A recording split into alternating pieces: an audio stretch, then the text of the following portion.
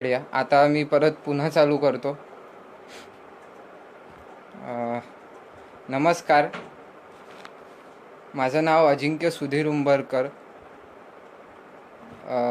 सफर विज्ञान विश्वाची या ग्रुपवरच्या तिसऱ्या लाईव्ह सेशनमध्ये तुमचं स्वागत. पहिलं सेशन जयेश चाचड यांनी घेतलं, ते टाईम ट्रॅव्हल आणि कालप्रवास आणि इतर संबंधित विषयावर बोलले. दुसरं सेशन काल पुष्कराज घाटगे याने घेतलं. त्याने ओळख क्वांटम मेकॅनिक्सची यावर आपले मतप्रदर्शन केलं, माहिती सांगितली. आणि तिसऱ्या सेशनमध्ये म्हणजे आजच्या सेशनमध्ये मी अजिंक्य तुम्हाला विज्ञान इतिहास यावर काही सांगणार आहे. तर सर्वप्रथम आपल्याला हे लक्षात घ्यायला हवं की विज्ञानाचा जितका मोठा आवाका आहे, म्हणजे विज्ञानाच्या अनेक ब्रांचेस आहेत. विज्ञानामध्ये फिजिकल सायन्स येतं, तर फिजिकल सायन्समध्ये फिजिक्स आणि इतर संबंधित विषयाचा अभ्यास येतो. केमिकल सायन्स येतं, ज्याच्यात केमिस्ट्री आणि इतर विषयांचा अभ्यास येतो. लाईफ सायन्स येतं, ज्याच्यात बॉटनी, झुओलॉजी इत्यादी आणि बाकीच्या विषयांचा अभ्यास येतो. इतरही अनेक विषय आहेत. विज्ञानाचा जसा आवाका एवढा मोठा आहे, तसाच विज्ञान इतिहासाचा सुद्धा पण आहे. आणि विज्ञान इतिहासाचा भारतातला विज्ञान इतिहासाचा इतिहास पाहता तो नाही म्हटलं तरी आज कमीत कमी 7-8 हजार वर्ष तरी ॲटलिस्ट जुना आहे. असे काही उल्लेख आहेत आपल्याकडे. काही लोकांना विचित्र वाटेल जरा, पण असो. आपल्या भारतात तुम्हाला माहीत असेल की आपल्या भारतामध्ये राजस्थान, पंजाब, हरियाणा या राजस्थान, पंजाब, हरियाणा आणि इतर वरच्या भागामध्ये सिंधू सारस्वत संस्कृती, म्हणजे ज्याला इंडस व्हॅली सिव्हिलायझेशन म्हटलं जातं, तर त्यामध्ये ती संस्कृती अस्तित्वात होती. त्याचा काळही तिसरं सहस्त्रक म्हणजे 3rd मिलेनियम BC मध्ये येतो. त्याच्या फॉर्मेटिव्ह स्टेजेस ह्या कमीत कमी 7-8 हजार वर्ष BC पर्यंत मागे जातात. त्यांची स्वतःची इंडस व्हॅली सिव्हिलायझेशन ही इतकी मोठी होती की त्यांच्या स्वतःच्या अनेक गोष्टी त्यांचा विकास केला. त्यांच्यामध्ये तुम्हाला आज उत्खननामध्ये अर्थात ते लोक मेटल्स वापरायचे. इंडस व्हॅली सिव्हिलायझेशनमध्ये मेटल्स वापरल्याचे उल्लेख आहेत. तर मेटल्स वापरायचे, तर मेटल्सचे हत्यारं म्हणजे धातूचे हत्यारं बनवताना तुम्हाला फर्नेसची गरज असते. त्या फर्नेसचे सुद्धा इंडस व्हॅलीमधल्या लोथल जे आज गुजरातमध्ये आहे, त्यानंतर मेहरगड जे आता सध्या पाकिस्तानमध्ये आहे, हरप्पामध्ये तुम्हाला काही गोष्टी, तसेच इतर अनेक गोष्टी अनेक जे स्थळं आहेत हरप्पा सभ्यतेशी संबंधित, इंडस व्हॅली सिव्हिलायझेशनशी संबंधित, त्यात अनेक ठिकाणी तुम्हाला मेटल्सचं ओरपासून पूर्ण शुद्ध मेटल काढण्यासाठी तुम्हाला त्यांच्या काही फर्नेस तिथे सापडतात. तर त्या फर्नेसेस आज त्याचे मॉडेल्ससुद्धा काही ठिकाणी अवेलेबल आहेत. त्याच्यावर भरपूर रिसर्च पेपर्ससुद्धा लिहिल्या गेलेले आहेत. नंतरच्या काळातसुद्धा, म्हणजे हिस्टॉरिकल पिरियड म्हणजे बुद्ध काळानंतर आणि इतर जे मौर्य काळ त्याच्यानंतर आला, ह्या सगळ्या काळांमध्ये अगदी आत्ताच्या 10व्या सहस्त्रकापर्यंतसुद्धा काही ठिकाणी आणि त्यानंतरसुद्धा अनेक ठिकाणी मेटल्सचा म्हणजे धातूंचा उपयोग, त्याच्या ओरपासून धातू कसा काढायचा त्याच्यासाठी फर्नेसेस लोक वापरायचे. अशा अनेक ठिकाणी म्हणजे फर्नेसेस सापडल्या. त्यात काही ठळक उल्लेख म्हणजे उदयपूर जिल्हा जो राजस्थानमध्ये आहे, त्यात राजापूर दरिबा नावाचं एक माईनचं क्षेत्र आहे. त्याच्या तिथे फर्नेस सापडली. त्यानंतर सिंगभूम भागात म्हणजे जो आज झारखंडमध्ये येतो त्याच्यात चावरीच्या जवळ सापडलेत. तक्षशिला, नागार्जुन कोंडा इत्यादी भागातसुद्धा अनेक ठिकाणी क्रुसिबल फर्नेस सापडल्या. फर्नेस तशा उज्जैन, पांडुराजार देवी, कमारजोडा, सिंगळेबेचा, झिरागोरा, जोधपूर, नोह, अथरंजीखेडा, सरगुजा, झवर इत्यादी ठिकाणी सुद्धा सापडले आहेत. तर झवर याचा उल्लेख मला करावासा वाटतो, कारण झवरमध्ये पुरातन काळापासून म्हणजे झिंक हा जो धातू आहे त्याचं मायनिंग होत आलेलं आहे. काही ठिकाणं आहेत इतरसुद्धा, जसं नोह मी थोड्या वेळापूर्वी उल्लेख केला, तर ती पेंटेड ग्रेवेअर साईट आहे, ज्याला पेंटेड ग्रेवेअर साईट म्हणतात. त्याचा संबंधी तुम्ही वाचू शकता. अजून एक उल्लेख मला करावासा वाटतो तो म्हणजे नैकुंड हे गाव नैकुंड हे गाव आता नागपूरपासून जवळपास 50-60 किलोमीटरवर आहे. तर तिथेसुद्धा नॉर्दर्न ब्लॅक पॉलिश्ड वेअर एक पुरातत्वशास्त्रात एक नॉर्दर्न ब्लॅक पॉलिश्ड वेअर असा म्हणजे NBP एक असा काळ आहे. तर त्यामध्ये सुद्धा त्या काळाशी संबंधित एक फर्नेस तिथे सापडली होती. तर आणि त्याचं डेटिंगसुद्धा केलं गेलं होतं. 800 BCE ते 400 BCEच्या दरम्यानचं त्याचं डेट आहे. इतर अनेक ठिकाणीसुद्धा खूप उल्लेख आहेत, पण ते सध्या थोडंसं मी घेत नाही आणि तो सध्या विषय पण नाही. हे काही प्रॉमिनंट उल्लेख मला करावेसे वाटलेत तर ते मी केले. बोन्सपासून म्हणजे हाडांपासून सुद्धा काही क्रुसिबल्स म्हणजे आपण जे घोटतो किंवा हे करतो, तर त्यामध्ये लेड म्हणजे सिसं आणि सिल्व्हर मिक्स करायचे याचेसुद्धा, आणि ते हे करून मिक्स करून त्याचं नवीन हे करायचे काहीतरी, असेही उल्लेख आहेत. दुसरा हा एक भाग थोडासा झाला. दुसऱ्या भागामध्ये मी येतो, तो म्हणजे आपल्या भारतात अनेक वर्षापासून लोक म्हणजे डॉमेस्टिकेटेड ॲनिमल्स त्यांच्या व्यवहारात आहेत. त्याच्यात गाय, कुत्रा इत्यादी वगैरे वगैरे वगैरे.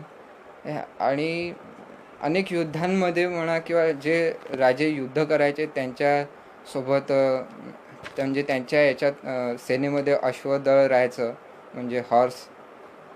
त्यानंतर हत्तीसुद्धा राहायचे. इवन अगदी आता मध्ययुगीन काळापर्यंतसुद्धा त्या गोष्टी प्रचलित होत्या. तर आता हे हत्ती राहायचे, घोडे राहायचे, ह्यांनासुद्धा त्रास होत, त्यांनासुद्धा आजार होत. तर ह्या आजारावर उपाय काय, त्यांची काळजी कशी घ्यायची, ह्याविषयीसुद्धा अगदी महाभारत काळापासून म्हणजे महाभारतातही काही उल्लेख आहेत. त्या काळापासून तशी ह्या गोष्टींची प्रचलन होत आलं आहे.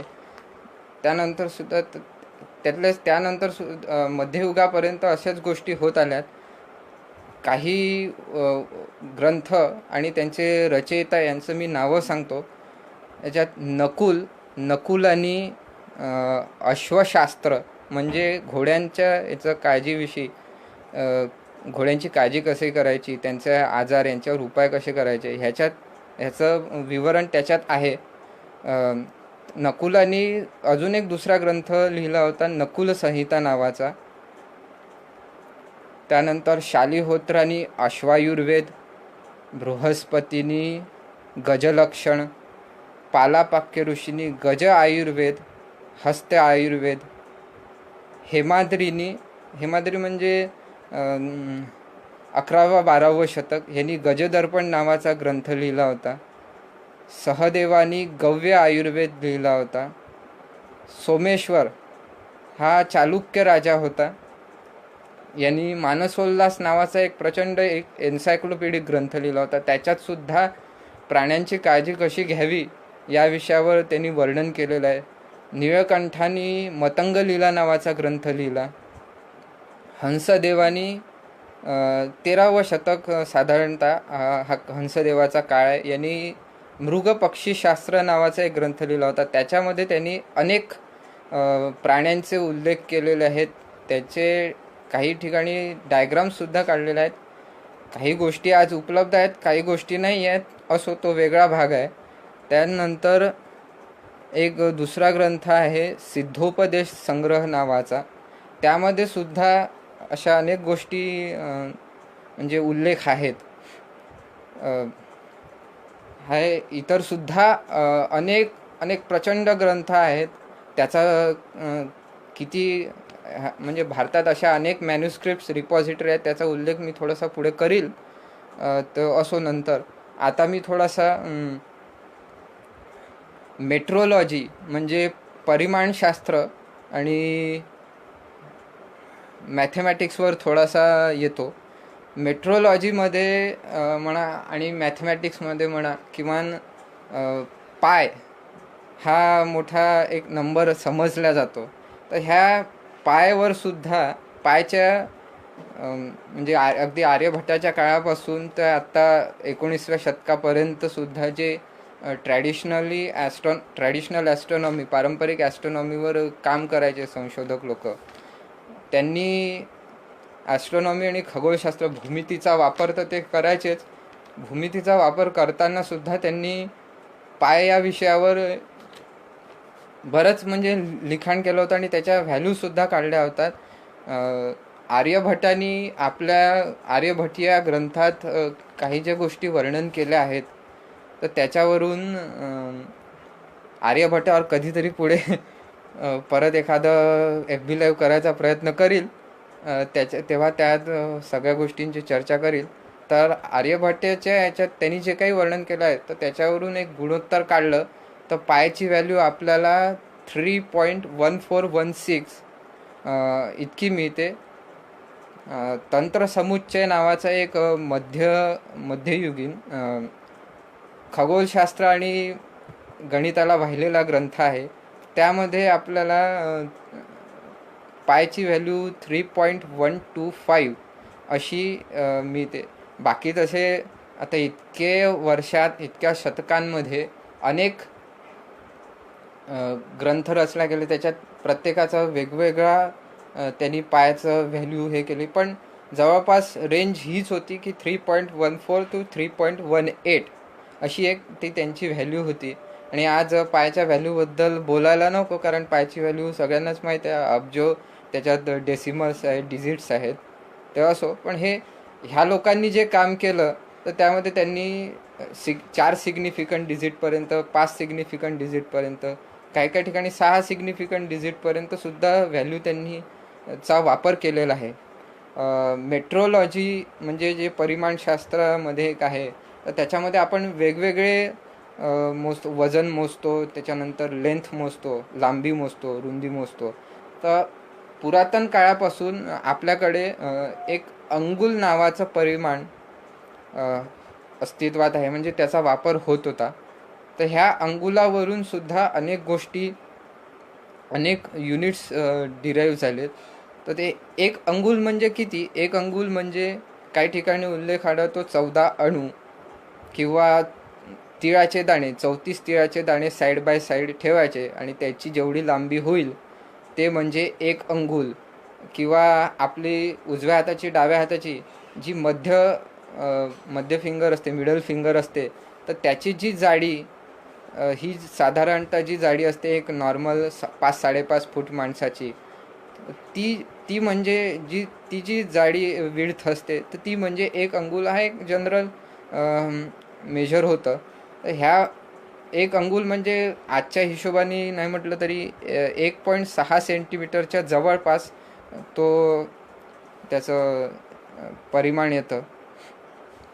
त्यानंतर सुद्धा आपल्याला म्हणजे इतर ग्रंथांमध्ये एक क्षुद्र पदम म्हणजे 10 अंगुल जे 16 सेंटीमीटर येतं. एक प्रदेश म्हणजे 19.2 सेंटीमीटर ज्यात 12 अंगुल आहेत. एक पृथा म्हणजे 20.8 सेंटीमीटर ज्यात 13 अंगुल येतात. एक पदम म्हणजे 24 सेंटीमीटर ज्यात 15 अंगुल येतात. एक ईशम ज्याच्यात 172.8 सेंटीमीटर येतात, त्याच्यात 108 अंगुल येतात. त्यानंतर एक अक्ष ज्यात 162.4 समथिंग काहीतरी येतात, त्याच्यात 104 अंगुल आहेत. एक युगम ज्याच्यात 86 अंगुल आहेत आणि 137.6 सेंटीमीटर असं ते मेजर येतं. त्यानंतर 32 अंगुल म्हणजे एक जनु 51.2 सेंटीमीटर. 36 अंगुल म्हणजे एक शम्य 57.6 सेंटीमीटर. 30 अंगुल म्हणजे एक प्रक्रमम 48 सेंटीमीटर. 24 अंगुल म्हणजे एक अरत्नी 38.4 सेंटीमीटर. 120 अंगुल म्हणजे एक पुरुष 192 सेंटीमीटर. आणि 96 अंगुल म्हणजे एक व्ययम 153.6 सेंटीमीटर, म्हणजे जवळपास 5 फूट 1 इंच असं एक ते मेजर येतं. इतरसुद्धा अनेक परिमाणं आहेत आणि अनेक गोष्टी आहेत. आवाका मेट्रोलॉजीचा सुद्धा खूप मोठा आहे हा मेट्रोलॉजी आणि एक हा जो भाग आहे परिमाणशास्त्राचा, तर तो सुद्धा खूप मोठा आहे. काही काही ठळक उल्लेख गोष्टी मला करून द्याव्याशा वाटल्यात त्या मी केल्यात. आता त्यानंतर येतो मी भारतात शेतीचे उल्लेख हे कमीत कमी म्हणजे उत्खननातून प्राप्त झालेले जे पुरावे आहेत त्याच्यानुसार 7-8 हजार BC म्हणजे समथिंग अराउंड दॅट पिरियड या ठिकाणचे आहेत. लहुरा देवा याच्या ठिकाणी तुम्हाला तांदळाचे दाणे, कल्टिवेटेड राईस, बरं नुसता साधा वाईल्ड राईस नाही, काही ठिकाणी वाईल्ड राईससुद्धा लोकांनी वापरून तो हे केलेला आहे. याचे पुरावे आहेत. म्हणजे शेती होत होती. आणि इंडस व्हॅली सिव्हिलायझेशनबद्दल तर बोलायलाच नको. ते जरी एक मेट्रोपॉलिटन सिव्हिलायझेशन होती, शहरी सभ्यता म्हणवल्या जाते, ते सुद्धा लोक शेती करायचे. तर त्यांच्यामध्ये सुद्धा ते लोक वेगवेगळ्या पद्धतींनी झाडांची निगा घ्यायचे, हे घ्यायचे, त्याच्यावर उपाय, त्यांच्या डिसीजवर उपाय करायचे. मध्ययुगात शेतीचा जसा विकास होत गेला तसाच पुढे मध्ययुगात अनेक गोष्टी त्याच्यात वाढत गेल्या. आणि आज आपण शेती करताना काही लोक ऑर्गॅनिक खतं टाकतात, काही लोक रासायनिक खतं टाकतात, इतर अनेक प्रकारचे खतं टाकतात. त्याविषयी मी बोलणार नाही. मध्ययुगामध्ये विशेषतः काही ग्रंथामध्ये कुणप जल एक असा उल्लेख आढळतो. ते ॲक्च्युली लिक्विड मॅन्युअर होतं, म्हणजे लिक्विड खत. तर ते त्याचा कुणपचा अर्थ काय आहे की smelting like a dead body or stinking. तर याच्याविषयी डॉक्युमेंटरी रेफरन्ससुद्धा आपल्याला, म्हणजे ते तयार कसं करावं, त्यांचा कोणत्या झाडासाठी काय वापर करावा, किती वापर करावा, ह्या गोष्टीसुद्धा मध्ययुगीन ग्रंथामध्ये आणि इतर ठिकाणी आपल्याला आढळून येतात. त्यामध्ये काही डॉक्युमेंटरी रेफरन्सचे उदाहरणं मी तुम्हाला सांगतो. सूरपाल नावाचा एक मध्ययुगात ग्रंथकर्ता होता. त्याने वृक्षायुर्वेद नावाचा ग्रंथ साधारणतः 1000 इसवी सनामध्ये रचला होता. करी चावुंडराय हा समकालीनच होता. त्याने लोकोपकार नावाचा ग्रंथ रचला होता. यामध्ये त्यांनी ह्या सगळ्या गोष्टींचं वर्णन केलं होतं. वेळेअभावी मी जास्त डिटेलमध्ये गेलो नाही. त्याच्या शारंगधर पद्धती नावाचा एक शारंगधरांनी ग्रंथ रचला होता. 12व व 13व शतक. हा राजा शाकंभरी देश म्हणजे बुंदेलखंड, आजचं जे बुंदेलखंडाचा जो भाग आहे त्याच्यामध्ये एक हमीर नावाचा राजा होता. त्याच्या दरबारात हा शारंगधर होता. त्याने जो एक ग्रंथ रचला शारंगधर पद्धती, मी 1-2 सेकंदापूर्वी उल्लेख केला, तर त्याच्यामध्ये एक चॅप्टर आहे उपवन विनोद नावाचा अध्याय आहे तो एक. तर त्यामध्ये त्यांनी झाडांची काळजी कशी घ्यावी, त्यांच्यासाठी खतं कसे वापरावे, इतर अनेक गोष्टींचा त्यांनी उहापोह केलेला आहे.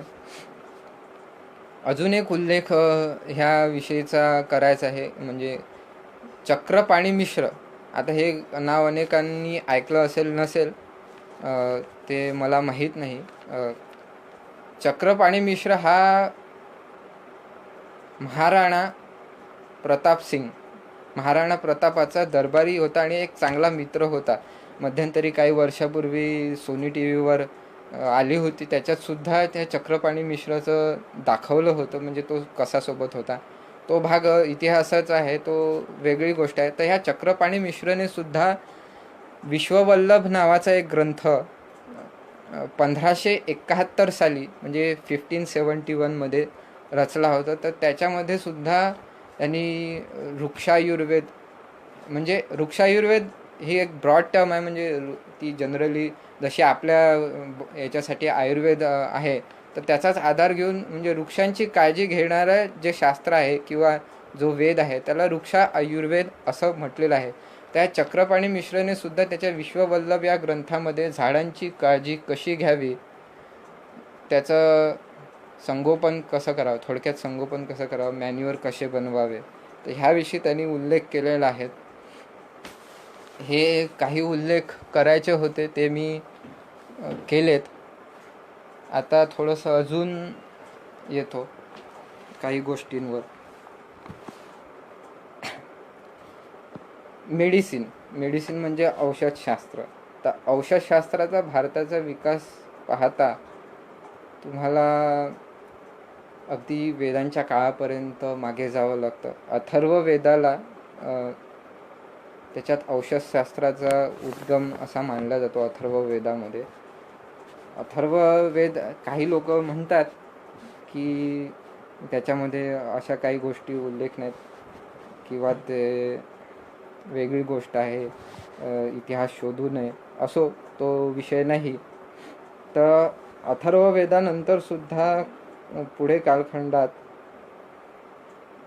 रामायणामध्ये मेडिसिनचे उल्लेख आढळतात, महाभारतामध्ये मेडिसिनचे उल्लेख आढळतात. इवन हिस्टॉरिकल काळामध्ये म्हणजे बुद्ध काळानंतर, आज अनायासे बुद्ध पौर्णिमा आहे, बुद्ध काळानंतर सुद्धा बौद्धकालीन ग्रंथामध्ये काही मेडिसिनबद्दल उल्लेख आढळतात.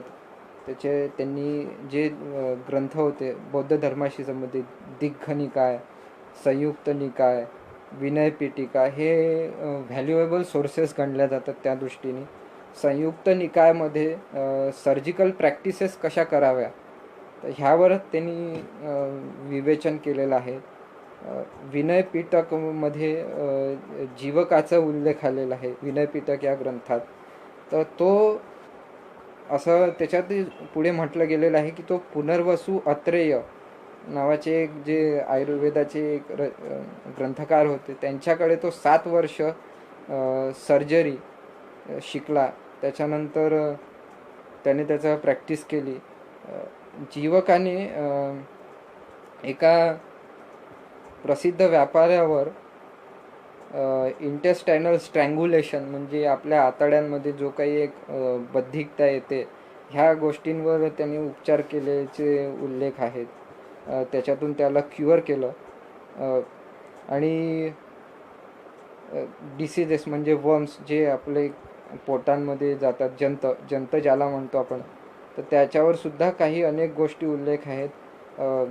विज्ञान इतिहासामधले जे संशोधक आहेत त्यांच्या अभ्यासातून असं निष्पन्न झालं आहे की त्याला तो ऑफ्थॅल्मिक सर्जरी म्हणजे डोळ्याची सर्जरी संबंधीचंही त्याला ज्ञान होतं आणि तो ती करायचा. दुसरा एक टेक्स्ट आहे महावग्ग नावाचा, त्याच्यामध्ये सुद्धा मेडिसिनवर चर्चा आहे आणि भिक्खू लोकांनी काय करावं, त्यांच्याजवळ काय घटक ठेवावे, म्हणजे त्याच्यात रूट्स झाले, टर्मरिक, हळद, जिंजर, गार्लिक, त्यानंतर काही काढे, झाडांचे पानं, फळं, हे सगळ्या गोष्टींचा उपयोग करून आपल्या ज्या काही गोष्टी हेल्थचे संबंधी प्रॉब्लेम असतील ते करावे, याविषयी सविस्तर त्यांनी वर्णन केलेलं आहे. बाकीचे इतरसुद्धा अनेक ग्रंथमध्ये अनेक ठिकाणी उल्लेख आढळतात. आपल्या याच्यात सुश्रुत संहिता, चरक संहिता, अष्टांग हृदय वाग्भटांनी रचलेलं, हारित संहिता, भेल संहिता. हारित संहिता आणि भेल संहिता हे आयुर्वेदाशी संबंधित ग्रंथ आहे. आयुर्वेद तज्ज्ञांनाही माहीत आहे ते, त्यांना जास्त माहीत आहेत. हारित संहिता हे मध्ययुगीन ग्रंथामध्ये सुद्धा आयुर्वेदाशी संबंधित, रोगांशी संबंधित, त्याचे उपचार याविषयी सगळं वर्णन आहे. त्याच्यानंतर मेझरमेंट्सच्या बाबतीत सुद्धा काही बौद्ध ग्रंथामध्ये मेझरमेंट्स म्हणजे लांबी रुंदी कशी मोजायची किंवा वजन कसं मोजायचं ह्या गोष्टींचं वर्णन आहे. खगोलशास्त्रीय ग्रंथांचं वर्णन आहे. बुद्धाच्या समकालीन म्हणजे थोडंसं भगवान गौतम बुद्धाच्या समकालीन भगवान महावीरांना सुद्धा समजलं जातं. तर त्या भगवान महावीरानंतर जैनांच्या याच्यात सूर्यप्रज्ञाप्ती आणि चंद्रप्रज्ञाप्ती नावाचे 2 ग्रंथ आहेत. त्यामध्ये सूर्याच्या संबंधी म्हणजे त्याचे एक्लिप्स होतात, ग्रहण होतात. चंद्रप्रज्ञाप्तीमध्ये चंद्रासंबंधी, त्याच्या ग्रहणांसंबंधी त्यांनी विवेचन केलेलं आहे. हे ग्रंथ आज उपलब्ध आहेत अनायासे. अजून एक उल्लेख आज सांगावासा वाटतो. संयुक्त निकाय या ग्रंथाचा मी थोड्या वेळापूर्वी उल्लेख केला. तर त्याच्यामध्ये भगवान बुद्धाचं जेव्हा महापरिनिर्वाण झालं तर त्या वैशाख मासात म्हणा किंवा याच्यात त्याच कालखंडात बुद्धाचं महापरिनिर्वाण झाला एक असं मत आहे. तर त्या बुद्धाच्या महापरिनिर्वाणाआधी तुम्हाला संयुक्त निकायामध्ये एक उल्लेख असा आढळतो की विंटर सोल्स्टिस म्हणजे जो आता सध्या आपल्या इकडे 21 डिसेंबर 22 डिसेंबरला घडतो, तर त्या विंटर सोल्स्टिसचा उल्लेख. त्यानंतर एक विंटर सोल्स्टिस नंतर लगोलग चंद्र आणि सूर्यग्रहण असा एक उल्लेख आहे. तर त्याच्यावरून सुद्धा भगवान गौतम बुद्धाचा काळ कधी होता याविषयी माहिती मिळू शकते. तर आता मेजरमेंट्सवर येतो. तर 7 राईस ग्रेन म्हणजे 1 फिंगर ब्रेड्थ, 12 फिंगर ब्रेड्थ म्हणजे 1 हँड स्पॅन म्हणजे मगाशी जे हाताचा उल्लेख केला होता. 8 हँड स्पॅन म्हणजे 1 वट म्हणजे जवळपास 2.19 यार्ड, 25 वट म्हणजे 1 उशभ 54.2 यार्ड, 80 उशभ म्हणजे 1 गवयूत 2.48 माइल्स म्हणजे जवळपास 4 किलोमीटर. तर 4 गवयूत म्हणजे 1 योजन असं परिमाण सुद्धा आहे, ज्याच्यात 9.92 माइल्स म्हणजे 16 किलोमीटर असं एक जनरल परिमाण आहे. हे काही उल्लेख मला करायचे होते. आता परत थोडंसं मेडिसिनकडे वळून त्याच्याविषयी काही सांगायचं आहे. मेडिसिन्समध्ये अनेक म्हणजे आयुर्वेदशास्त्रीय ग्रंथ किंवा शारीरशास्त्रीय ग्रंथामध्ये वेगवेगळ्या डिसिजेसचे उल्लेख आढळतात. तर त्याच्यामध्ये एक आर्थरायटिसचा सुद्धा अनेक ठिकाणी उल्लेख आहे. आर्थरायटिस म्हणजे ज्याला आपण संधिवात म्हणतो त्याचा सुद्धा उल्लेख आहे. अर्लिएस्ट म्हणजे सगळ्यात मागचा पुरावा हा आपल्याला अथर्ववेदात आढळून येतो.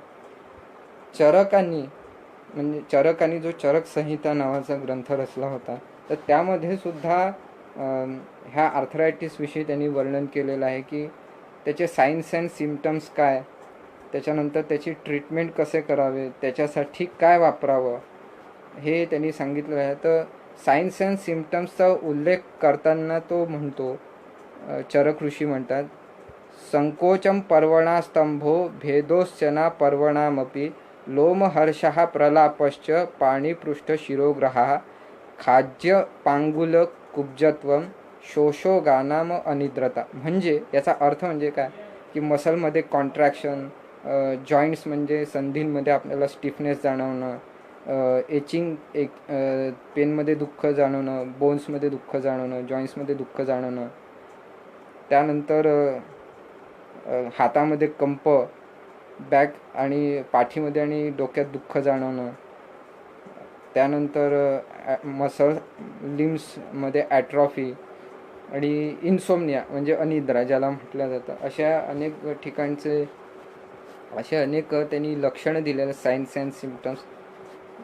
पुढे त्यांनी त्याविषयी चर्चासुद्धा केली की त्याचे ट्रीटमेंट कसे करावी. चरक संहिता आहे. बाकीच्याही ग्रंथामध्ये तुम्हाला अनेक ग्रंथांमध्ये जसा आधी मी उल्लेख केला होता सुश्रुत संहिता, तर हा सगळ्यात प्राचीन ग्रंथ आहे.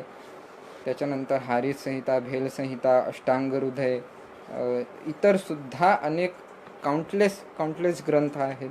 तर त्याविषयीसुद्धा आपल्याला काही उल्लेख त्यामध्ये अनेक डिसिजेसचे सायन्स अँड सिम्पटम्स, त्यावर हे कसं करायचं, त्याची ट्रीटमेंट कशी करायची, ह्यावर उल्लेख आहेत.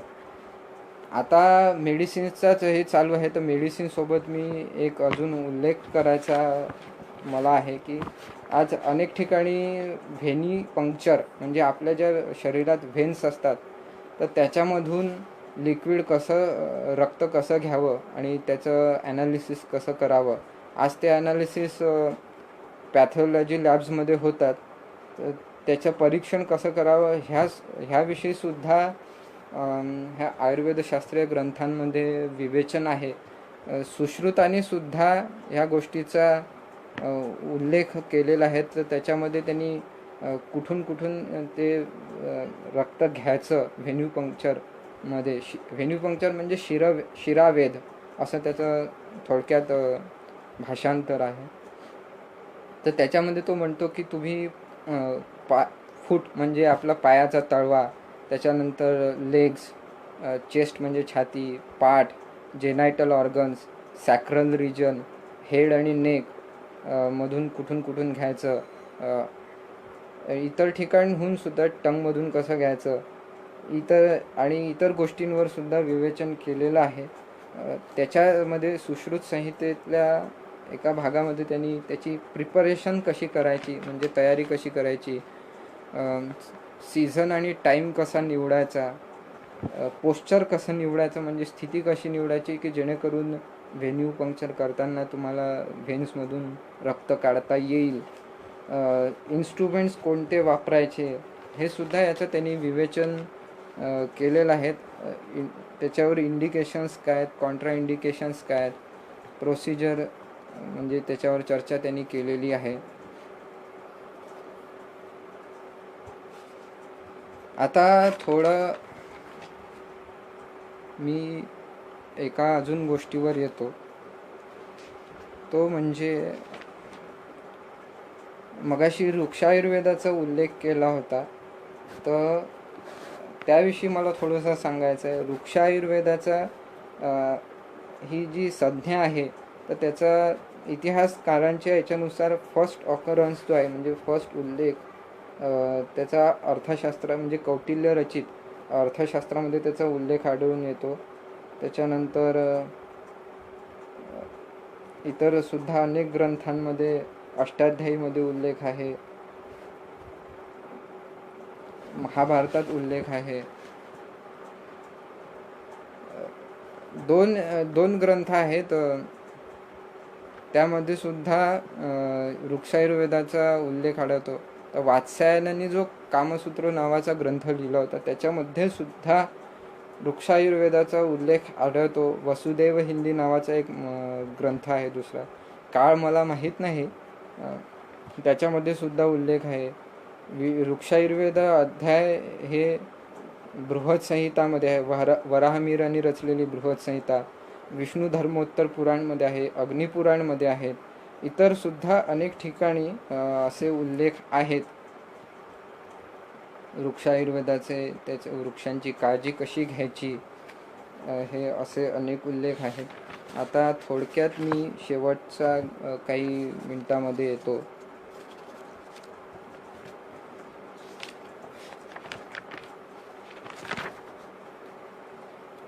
भारतीय खगोलशास्त्र आणि गणित या विषयावर थोडासा माझा जरा जास्त अभ्यास आणि आवड आहे, तर त्याविषयी तुम्हाला काही गोष्टी थोड्याशा सांगतो. भारतामध्ये खगोलशास्त्राचा विकास पाहता तो कमीत कमी ॲटलिस्ट जे आपल्याला पुरातत्वीय पुरावे मिळतात, आर्किओलॉजिकल पुरावे, आर्टिफॅक्ट्स मिळतात, त्याच्यातून जे आपल्याला निष्पन्न होतं ते इतकंच निष्पन्न होतं की भारतात कमीत कमी 18,000 BC म्हणजे आजपासून 20,000 वर्षापूर्वीसुद्धा त्याचा वापर म्हणजे खगोलशास्त्रीय निरीक्षणांचा वापर म्हणजे चंद्राचं निरीक्षण, त्याच्या कला याचा निरीक्षणाचा वापर त्यांनी केलेला आहे, त्याचा उल्लेख आहेत. बाकी इतर वैदिक ग्रंथामध्ये, त्याच्यानंतर उत्तर वैदिक ग्रंथामध्ये जे म्हणजे आरण्यक ब्राह्मण ग्रंथ आहेत, उपनिषद आहेत, इत्यादी ग्रंथामध्ये सुद्धा अनेक उल्लेख आहेत. मध्ययुगीन त्यानंतर वेदांग ज्योतिष नावाचा हा एक ग्रंथ आहे. वेदांग ज्योतिषाचा काळ साधारणतः 2nd मिलेनियम BC मध्ये आहे. त्याच्याविषयी मी पुढे कधीतरी लिहील. तर मध्ययुगात सुद्धा अनेक लोकांनी म्हणजे आर्यभट्टानंतर तुम्हाला अनेक नावं माहिती असतील की नाही माहीत नाही. आर्यभट्टानंतर ब्रह्मगुप्त, भास्कराचार्य, श्रीधर, श्रीपती, त्याच्यानंतर नीलकंठ सोमयाजी, अच्युत पिशरती हे सगळे मध्ययुगीन ग्रंथकार होते. तर ह्या लोकांनी अनेक ग्रंथ रचले. अगदी 19व्या शतकापर्यंत म्हणजे आजपासून 100 वर्ष आधीसुद्धा एक शास्त्रज्ञ होऊन गेले ओडिसामध्ये. त्यांचं नाव सामंत चंद्रशेखर होतं. त्यांनी सिद्धांत दर्पण नावाचा हा एक ग्रंथ लिहिला होता. पुढे त्यावर कधीतरी लेख लिहील किंवा बोलायचा प्रयत्न करील. तर ह्या ग्रंथामध्ये त्यांनी ते विशेष म्हणजे ते नेकेड आय ॲस्ट्रॉनॉमर होते. म्हणजे नेकेड आयनी ते ॲस्ट्रॉनॉमिकल ऑब्झर्वेशन्स करायचे. त्याच्यासाठी त्यांनी काही इन्स्ट्रुमेंटसुद्धा, यंत्रसुद्धा बनवले होते. तर असेच काही मध्ययुगीन ग्रंथकार आणि त्यांच्या ग्रंथांचा मी उल्लेख करतो. आवाका मोठा असल्यामुळे प्रत्येकाविषयी मी सांगू शकणार नाही, पण मला तेवढं उल्लेख करावा असं वाटतं म्हणून मी करतो आहे. गंगाधर नावाचा एक मध्ययुगीन शास्त्रज्ञ होता. गोवर्धन दास याचा मुलगा आणि दिवाकर त्याचे आजोबा. जंबूसार नगरमध्ये तो राहत होता. त्याचं एक लीलावतीवर भाष्य उपलब्ध आहे, गणितामृत सागरी नावाचं. त्यानंतर माधव हा संग्रामग्राम हे जे कोचीन जवळ आज समजलं जातं तो एक होता. ह्याच्याविषयी तर विशेष उल्लेख करावा असं वाटतो की लेबनिट सिरीज, आज जे मॅथमॅटिक्समध्ये वेगवेगळे सिरीज एक्सपान्शन्स वापरल्या जातात, इंटिग्रेशन, डेरिव्हेशन, कॅल्क्युलस. तर कॅल्क्युलसचा उद्गाता असं त्याला म्हटलं जातं. म्हणजे त्याच्यापासून पुढे कॅल्क्युलस वाढलं असं समजलं जातं. तर त्याचा एक ग्रंथ आहे वेणवारोह नावाचा.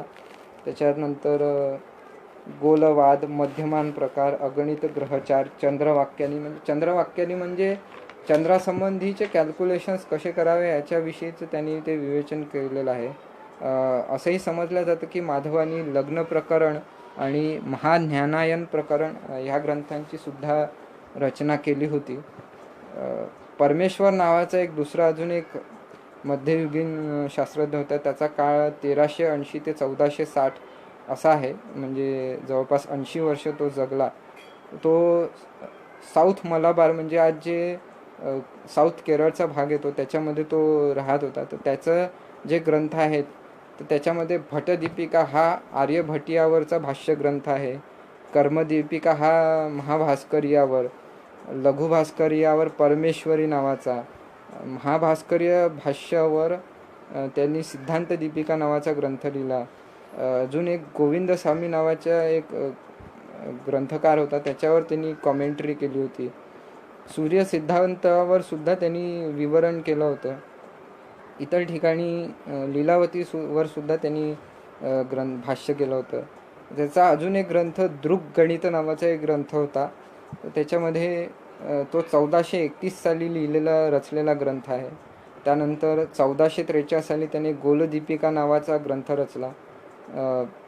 ग्रहणमंडन नावाचा त्यांनी एक अजून ग्रंथ रचला होता. त्याच्यामध्ये ग्रहण म्हणजे इक्लिप्स संबंधी कम्प्युटेशन कसं करावं याच्यावर त्यांनी चर्चा केली होती.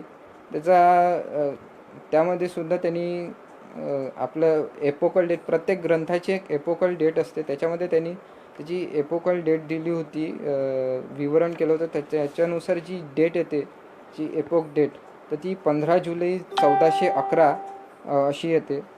त्याच्यानंतर अजून एक ग्रंथकार होता नीळकंठ सोमसुतवन. ह्याच्याविषयी नीळकंठ सोमयाजीसुद्धा त्याला म्हणतात. त्याच्याविषयी मी एक काही महिन्यापूर्वी ब्लॉग पोस्ट लिहिली होती. शक्य झालं तर ती सुद्धा देईल मी लिंकमध्ये, किंवा पुढे कधी ग्रुपवर परत शेअर करेल. तर हा नीळकंठ सोमसुत्व हा परमेश्वराचा मुलगा होता, म्हणजे याचा आधी जो परमेश्वराचा उल्लेख केला त्याचा मुलगा होता. तर त्यांनी ग्रंथ रचले होते. आर्यभट्टीवर भाष्य केलं, तंत्रसंग्रह रचला, ग्रहण निर्णय, गोलसार म्हणजे सिद्धांत दर्पण, चंद्रछाया गणित टीका, आणि इतर ग्रंथाचे सुद्धा त्यांनी उल्लेख, परवर्ती ग्रंथाचे उल्लेख केले होते. त्यासोबत सोडलं तर त्याचे इतर ग्रंथ म्हणजे सिद्धांत दर्पण व्याख्या, सुंदरराज प्रश्नोत्तर, ग्रहणादी ग्रंथ, ग्रहण परीक्षाक्रम, ज्योतिर्मीमांसा, असे अनेक ग्रंथ रचलेत. त्याच्यानंतर अनेक सुद्धा ग्रंथकार होऊन गेले. यल्लय्य 15वं शतक, शंकर वारियर 16वं शतक, ज्येष्ठदेव 16वं शतक, चक्रधर 15वं शतक, ज्ञानराज, गणेश दैवज्ञ. गणेश दैवज्ञाचे सुद्धा अनेक ग्रंथ प्रसिद्ध आहेत.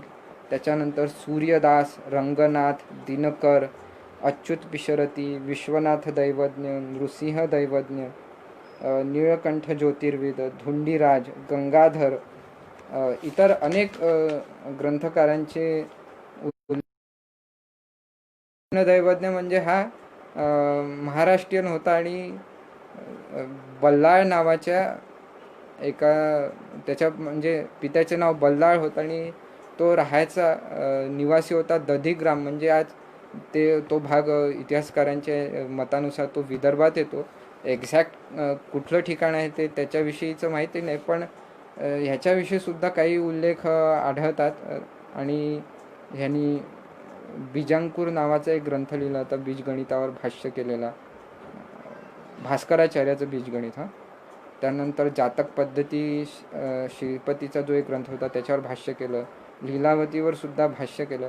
याचा एक उल्लेख असा अजून एक सांगावं असं वाटतं, ते म्हणजे आपलं महाराष्ट्राचं आराध्य दैवत छत्रपती शिवाजी महाराज ह्यांच्या याच्यामध्ये त्यांनी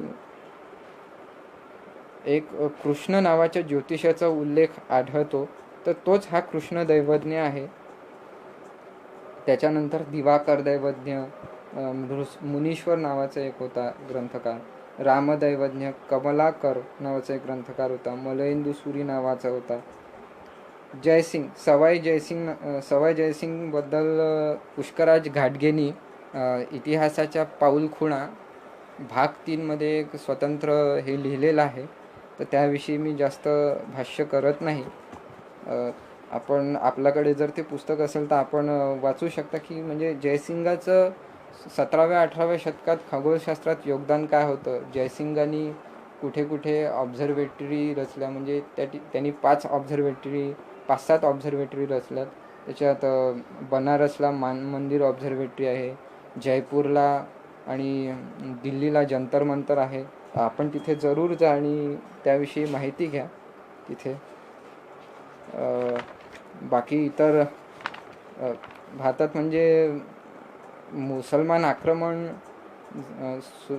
आक्रमणाची सुरुवात झाल्यापासून सुद्धा म्हणजे ते कॉन्टॅक्ट्समुळे आपले अनेक ग्रंथ तिकडे अरबिक, पर्शियनमध्ये भाषांतरित केले गेले. त्यांचे काही ग्रंथ आपल्या इकडे भाषांतरित झाले. आणि मध्ययुगात म्हणजे सल्तनत काळ, त्याच्यानंतर मुघल काळामध्ये इतरसुद्धा अनेक ग्रंथ रचले गेले. तर त्याच्यामधले काही उल्लेख म्हणजे असे होते की अकबराच्या दरबारी एक कोर्ट ॲस्ट्रॉनॉमर होता मुल्लाचंद नावाचा.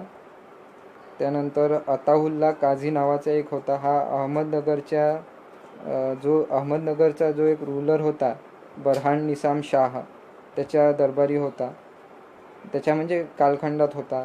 त्याच्यानंतर अताउल्लाह रशदी, लुफ्तुल्लाह मुहंदिस, शेख मोहम्मद, हाजी खलीलुल्लाह, धर्मनारायण, ख्वाजा बहादूर हुसैन खान बहादूर, आनंदराम मुखलिस, मूलचंद, मोहम्मद समन फय्यद, इमादुद्दीन हुसेन, मिर्झा खैरुल्लाह मुहंदिस, अबू खैरुल्लाह, असे इतर अनेक उदाहरणं आहेत. बाकी कधी पुढे त्या विषयावर बोलील मी. आता सध्याच थांबूया, पुढे कधीतरी बोलेल. नमस्कार.